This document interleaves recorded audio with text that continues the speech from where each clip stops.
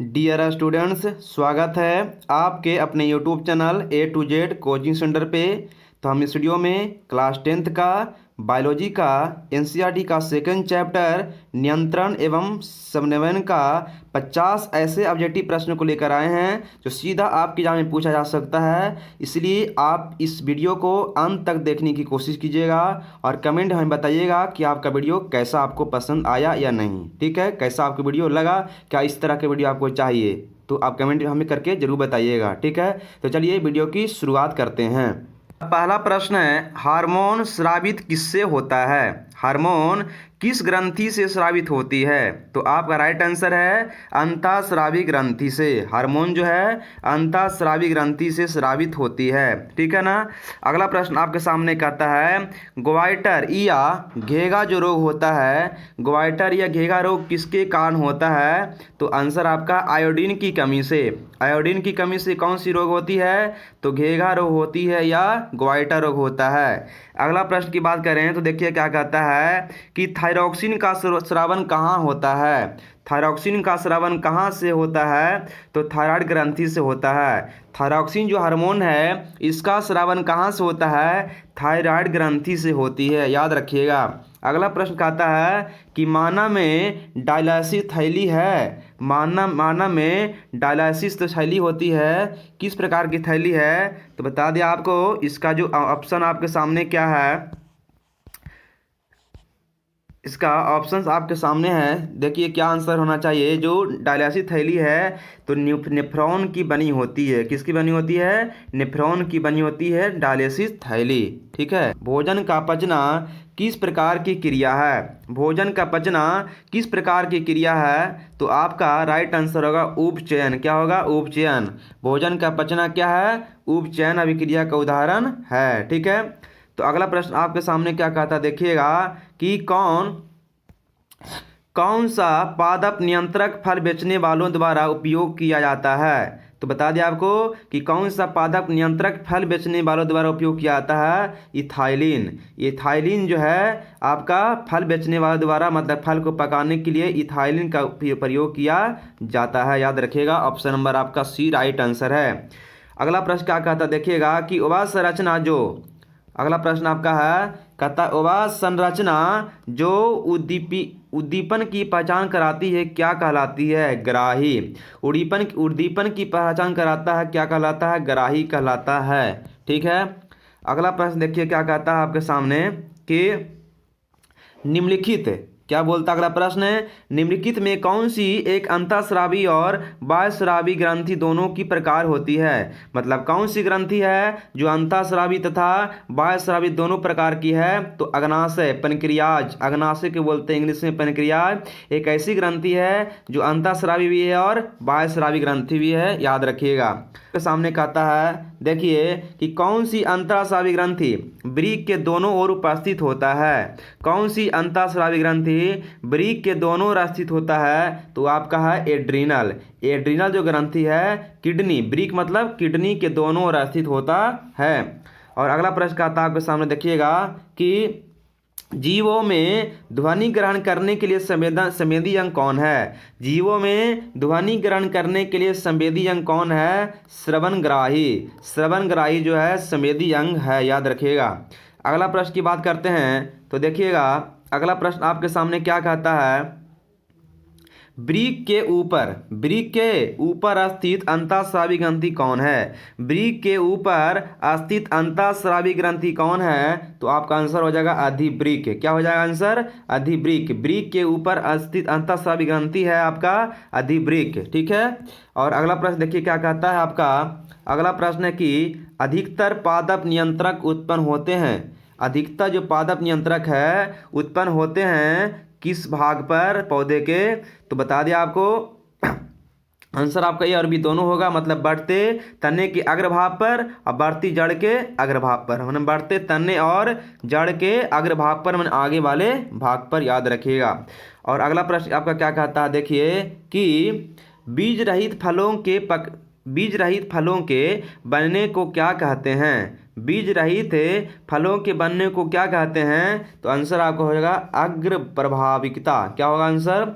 अग्र प्रभाविकता। ठीक है, option number C is the right answer. ठीक है, और अगला प्रश्न देखिए क्या कहता है कि निम्नलिखित में से कौन सा पादप हार्मोन है? निम्नलिखित में से कौन सा पादप हार्मोन है? साइटोकाइनिन। साइटोकाइनिन एक प्रकार का पादप हार्मोन है, याद रखिएगा। बहुत अच्छा प्रश्न आपके सामने है कि निम्नलिखित में से कौन सा पादप हार्मोन है? तो साइटोकाइनिन एक पादप हार्मोन का उदाहरण है।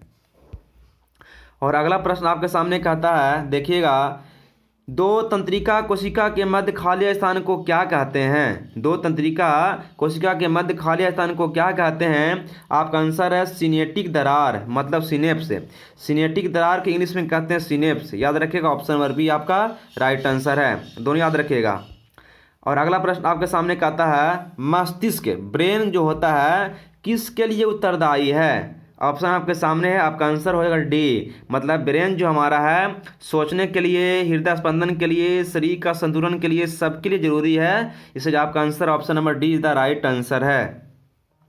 और अगला प्रश्न देखिए क्या कहता है कि बहुकोशिकीय जीवों में निम्न में से किस प्रकार का सबनम्य पाया जाता है? तो बहुकोशिकीय में आपका बता दें रासायनिक तथा तंत्रिका सबनम्य दोनों प्रकार की होती है। Option number C is the right answer. ठीक है, अगला प्रश्न की बात करते हैं। तो देखिए 20 नंबर प्रश्न क्या कहता है आपके सामने कि तंत्रिका कोशिकाएं कितने प्रकार की होती है? तंत्रिका कोशिकाएं कितने प्रकार की होती है? याद रखिएगा 3 प्रकार की होती है। तंत्रिका कोशिका कितने प्रकार की होती है? 3 प्रकार की होती है। और अगला है प्रतिवर्ती चाप कहाँ बनते हैं? प्रतिवर्ती चाप कहाँ बनते हैं? मेरुरज्जु में। कहाँ बनते हैं? मेरुरज्जु में। प्रतिवर्ती चाप कहाँ बनते हैं? मेरुरज्जु में।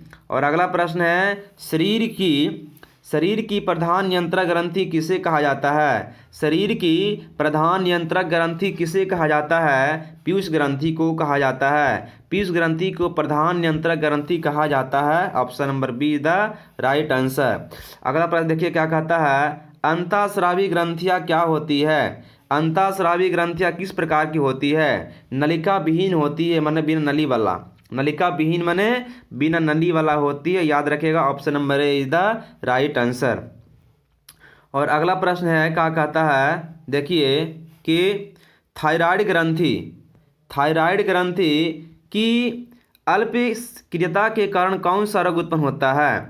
थायराइड ग्रंथि की अल्पक्रियता माने थायराइड ग्रंथि जब कम काम करता है तो उसके कारण जो है कौन सा रोग उत्पन्न हो जाता है? तो अबटू बामनता और अबटू अल्पक्रियता और मिक्सीडीमा, ये सही प्रकार की बीमारी उत्पन्न होने की संभावना होती है। मिक्सीडीमा याद रखिएगा, बहुत इंपॉर्टेंट है। और अगला आपका है, अग्नाशय द्वारा निम्न में से कौन सा हार्मोन स्रावित होता है? बहुत ही इंपॉर्टेंट प्रश्न है। अग्नाशय द्वारा कौन सा हार्मोन निकलता है? तो इंसुलिन भी निकलता है और ग्लूकागॉन भी निकलता है। आंसर आपका सी हो जाएगा। अग्नाशय द्वारा इंसुलिन तथा ग्लूकागॉन दोनों प्रकार की हार्मोन निकलती है। अगला प्रश्न देखिए क्या कहता है आपके सामने कि पत्तियों का मुरझाना किस पादप हार्मोन के कारण संभव हो पाता है?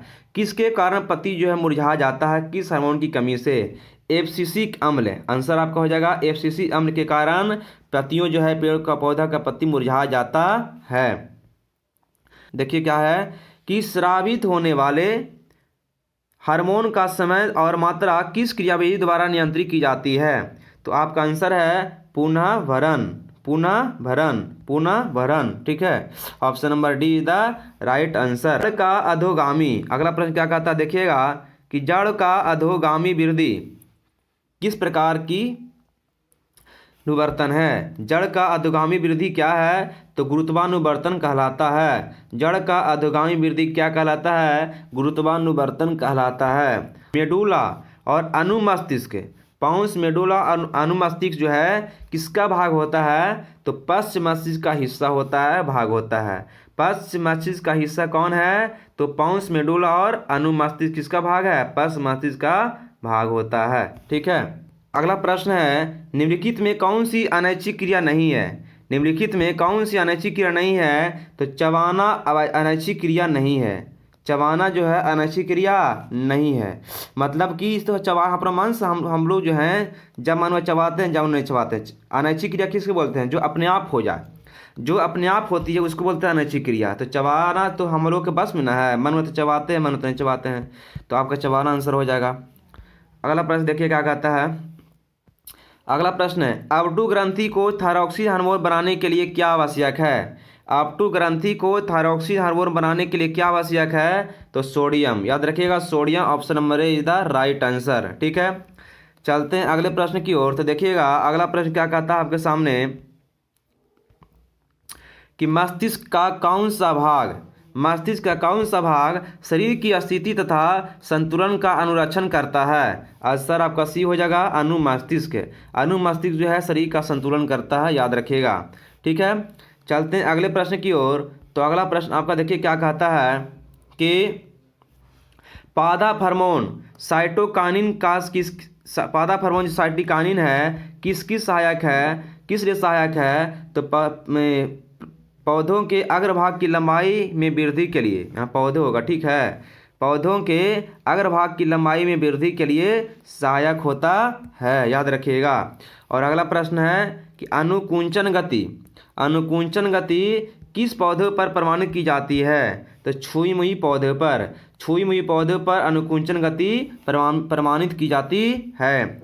और अगला प्रश्न है ब्रिक, ब्रिक जो है किडनी, ब्रिक मतलब किडनी, ब्रिक किस तंत्र का भाग है? किडनी किस तंत्र का भाग है? उत्सर्जन तंत्र का भाग है। किडनी किसका भाग है? उत्सर्जन तंत्र का भाग है, याद रखिएगा। किडनी किसका भाग है? उत्सर्जन तंत्र का भाग है। अगला प्रश्न है इंसुलिन की कमी से कारण कौन सा रोग होता है? बहुत अच्छा प्रश्न है, बहुत बार एग्जाम में आपका आया है।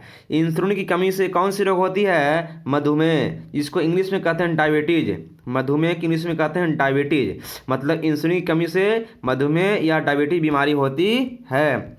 और अगला प्रश्न देखिए क्या कहता है। अगला प्रश्न आपके सामने है और खोपड़ी के, कहता है खोपड़ी के अग्र, खोपड़ी के अग्र सिरे पर स्थित न्यूरॉन को शरीर के विभिन्न भागों से प्राप्त होता है क्या संकेत प्राप्त होता है? खोपड़ी के हरे अग्र सिरे पर स्थित न्यूरॉन को शरीर के विभिन्न भागों से प्राप्त होता है, संकेत प्राप्त होता है। और अगला प्रश्न क्या कहता देखिएगा, अपटू ग्रंथि को थायरॉक्सिन हार्मोन बनाने के लिए क्या आवश्यक है? आयोडीन। अपटू ग्रंथि को थायरॉक्सिन हार्मोन बनाने के लिए क्या आवश्यक है? तो आयोडीन आवश्यक है। आयोडीन मिलेगा तभी थायरॉक्सिन हार्मोन बनेगा। और अगला प्रश्न है लीडिंग कोशिकाएं कहाँ मिलती है? लीडिंग कोशिकाएं कहाँ मिलती है? ब्रिसन में। कहाँ मिलती है? ब्रिसन में मिलती है लीडिंग कोशिकाएं। और अगला प्रश्न देखिए, अगला प्रश्न कहता है कि ऑक्सीन, क्या कहता है? ऑक्सीन पादा हार्मोन पौधे के किस क्रिया में सहायता प्रदान करता है? ऑक्सीन जो हार्मोन है पौधों के वृद्धि के में सहायता करता है। ऑक्सीन जो है पौधों के वृद्धि में सहायता करता है, बहुत इंपॉर्टेंट प्रश्न है। और अगला प्रश्न तंत्रिका तंत्र का भाग कौन है? इनमें से सभी, मस्तिष्क, रीढ़ और रज्जु सब तंत्रिका तंत्र का भाग है, option number D is the right answer. अगला प्रश्न देखिए क्या कहता है कि एस्ट्रोजन, प्रोजेस्टेरोन एवं रिलैक्सिन हार्मोन स्रावित होता किससे? अंडाशय से। बहुत अच्छा प्रश्न है। एस्ट्रोजन और प्रोजेस्टेरोन एवं रिलैक्सिन हार्मोन स्रावित कहाँ से होता है? अंडाशय से स्रावित होता है। ठीक है, चलिए अगले प्रश्न की बात करते हैं। इनमें से कौन सा मादा जनन हार्मोन है? इनमें से कौन सा मादा जनन हार्मोन है? तो इनमें से सभी। अब जैसा कि इसके पहले क्वेश्चन था आपका, प्रोजेस्टेरोन, एस्ट्रोजन और एस्ट्रेडियोल, ये सभी जो है आपका मादा जनन हार्मोन है। अगला प्रश्न आपके सामने कहता है देखिए, कुछ जानवर जुगाली करते हैं, कुछ जानवर जुगाली करते हैं किस लिए? तो भोजन के पाचन के लिए जुगाली करते हैं। जो देखते हैं जानवर को अपना खाला के बाद जो खड़ा होकर बैठ के अपना मुंह चलाते रहता है, जो मतलब मुंह चलाना जुगाली हुआ। तो जुगाली किस लिए करता है? अपने भोजन के पाचन के लिए जानवर ऐसे मुंह चलाते रहता है ना। हम लोग क्या करते हैं? खाते समय उसे करते हैं। देखिए अगला है रुधिर दाब तथा हृदय स्पंदन किस हार्मोन के द्वारा बढ़ता है? रुधिर दाब माने रक्त दाब तथा हृदय स्पंदन किस हार्मोन के द्वारा बढ़ता है? तो एड्रीनल हार्मोन के द्वारा बढ़ता है, याद रखिएगा, एड्रीनल हार्मोन के द्वारा। अगला प्रश्न देखिए क्या कहता है कि हमारे शरीर में विभिन्न जैविक कार्यों का नियंत्रण होता है। हमारे शरीर में विभिन्न जैविक कार्यों का नियंत्रण होता है किसके द्वारा? तंत्रिका एवं रसायनों द्वारा। तंत्रिका एवं रसायनों द्वारा। और अगला देखिएगा, तो अगला प्रश्न हमारा क्या कहता है, एब्सिसिक एसिड। एब्सिसिक एसिड किस तरह का रसायन है? तो वृद्धि रोधक की तरह काम करता है। पौधों की वृद्धि रोधक किस तरह काम करता है? एब्सिसिक एसिड जो है, एब्सिसिक अम्ल जो एक प्रकार का हार्मोन है, ये वृद्धि रोधक की तरह काम करता है। ठीक है।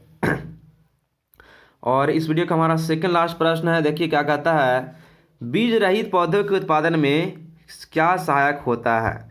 बीज रहित पौधों के उत्पादन में कौन सहायक होता है, कौन सा हार्मोन? तो ऑक्जिन तथा जिबरेलिन दोनों हार्मोन।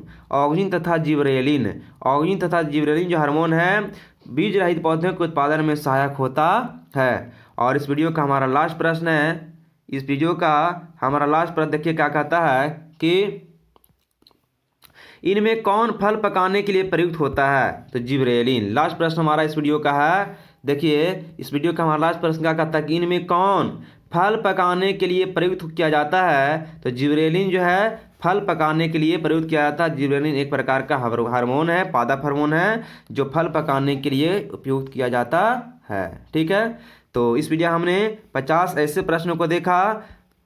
इस वीडियो में हमने 50 ऐसे प्रश्नों को देखा जो आपकी एग्जाम्स में सीधा पूछा जा सकता है। इसलिए आप इसे एक बार नहीं तो 2 बार भी देख लीजिए ताकि आपको याद हो जाए और एग्जाम में आप इसे सही कर पाएँ। ठीक है, और ये बता दें आपको, प्लेलिस्ट में जाइए आप, जो है सभी तरह के आप जो ऑब्जेक्टिव प्रश्न का वीडियो देखिए, जाके प्लेलिस्ट आपका बना हुआ है, वहाँ पे बहुत सारी वीडियो अपलोड हो चुकी है जो आपकी एग्जाम में बहुत ही इंपॉर्टेंट है। इसलिए आप जो है एक बार देखिए, वहाँ देखने के बाद आपकी एग्जाम्स में बिल्कुल बनेगा आपका। ठीक है, तो चलिए कैसा लगा वीडियो आप कमेंट सेक्शन में हमें जरूर बताइएगा। मिलते हैं नेक्स्ट वीडियो में। Thanks for watching. जय हिंद, जय Bharat, bye bye, take care yourself, best of luck for your exam.